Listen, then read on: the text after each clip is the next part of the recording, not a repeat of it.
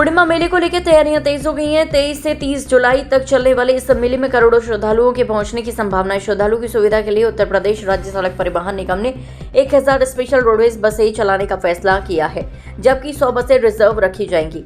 आगरा परिक्षेत्र के क्षेत्रीय प्रबंधक बीपी अग्रवाल के अनुसार आगरा की 250 और प्रदेश के 6 परिक्षेत्रों की 750 बसें मेले में सेवाएं देंगी।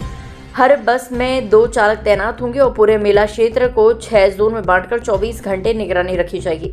सबसे बड़ी राहत की बात यह है कि मथुरा से गोवर्धन तक एक तरफ का किराया सिर्फ 50 रुपये रखा गया। श्रद्धालुओं को बसें मथुरा जंक्शन की सेकेंड एंट्री से मिलेंगी, जबकि वापसी में बस थर्ड एंट्री पर छोड़ेंगी।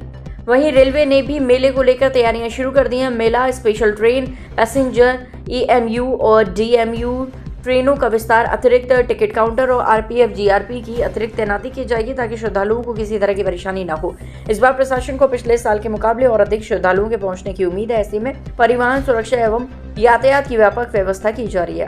ये जो मुड़िया ऊना मेला है, ये गुरु पूर्णिमा का एक बहुत बड़ा बृहद ऐतिहासिक विश्व प्रसिद्ध मेला है, जिसमें के लोग मथुरा से गोवर्धन के लिए जाते हैं, गोवर्धन में परिक्रमा करते हैं। ये दिनांक 23 जुलाई से लेकर और 30 जुलाई तक इसकी मेला अवधि है। इसमें हमने 1000 बसों का आवंटन किया गया है।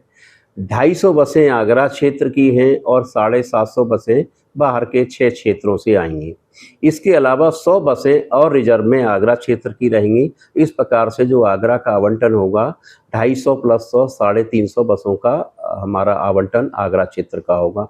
कुल मिला के 1100 बसें इस मेले में संचालित होंगी। इसका जो यात्रियों का जो ओरिजिनिंग पॉइंट है, ट्रेन से आती है से एमपी से, महाराष्ट्र से, राजस्थान से ट्रेन की लगातार आवागमन होता है और ट्रेन से लोग जो श्रद्धालु हैं वो आते हैं, उनके लिए हमें बसों का अरेंजमेंट करना पड़ता है। मथुरा का जो रेलवे ग्राउंड है उसका गेट नंबर 2 है, जहां से बसों को हम प्रस्थान करते हैं। जो गोवर्धन जाना होगा वो मथुरा से वाया अर्डिंग जाना होगा और वापसी गोवर्धन से वाया सौंक होकर होती है। इस प्रकार से रूट बनाया गया है प्रशासन द्वारा। दोनों का किराया आने जाने का 50 रुपया है, जाने का भी किराया 50 रुपया है और आने का भी 50 रुपया है।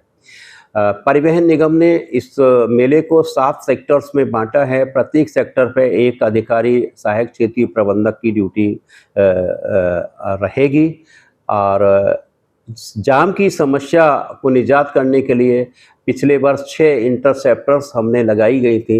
इस बार भी यही योजना है कि जो पिछले साल व्यवस्था की गई थी, इस प्रकार की भी उसी प्रकार से व्यवस्था की जाए। पिछले बार 8 अधिकारी बाहर से आए थे, इस बार भी कम से कम 8 अधिकारी बाहर से आने की योजना है। 6 इंटरसेप्टर लगाने की योजना है। पिछली बार मेला को बहुत जनप्रतिनिधियों द्वारा और जिला प्रशासन द्वारा परिवहन निगम की व्यवस्था को सराहा गया था। अभी 2 तारीख को बैठक हुई थी जिला अधिकारी की अध्यक्षता में, मैं स्वयं गया था और जिलाधिकारी महोदय ने भी यही अपेक्षा की थी और जिला प्रशासन के अधिकारियों ने कि जो पिछली बार व्यवस्था रही है उसी प्रकार की परिवहन निगम की सुदृढ़ व्यवस्था इस बार भी रहे, इसको सुनिश्चित करना है। अच्छा, दबाव बहुत रहता है, दबाव को किस तरीके से आप लोग कंट्रोल करेंगे? जो दबाव रहता है, चूँकि ट्रेनें आती हैं लगातार, हमारे पास बसों की पर्याप्तता उपलब्धता होती है, तो हम 1000 बसें हैं जो कि लगभग 25 किलोमीटर की रेंज में रहती हैं। तो लगातार आवागमन, जैसे माला में मोती होते हैं उसी प्रकार माला में मोती की तरह, चेन की तरह बहुत कम स्पीड में बस रेंगती हुई इस प्रकार से गोल चक्कर में चलती रहती हैं। और हम कितना आमदनी करेंगे? आमदनी तो परिक्रमार्थियों के ऊपर डिपेंड करता है, लेकिन जो पिछले वर्ष जो आमदनी हुई थी इस पीरियड में लगभग 5 करोड़ के करीब हुई थी। तो इस बार भी इससे ज़्यादा ही होनी चाहिए, ऐसी हमारी प्रत्याशा है।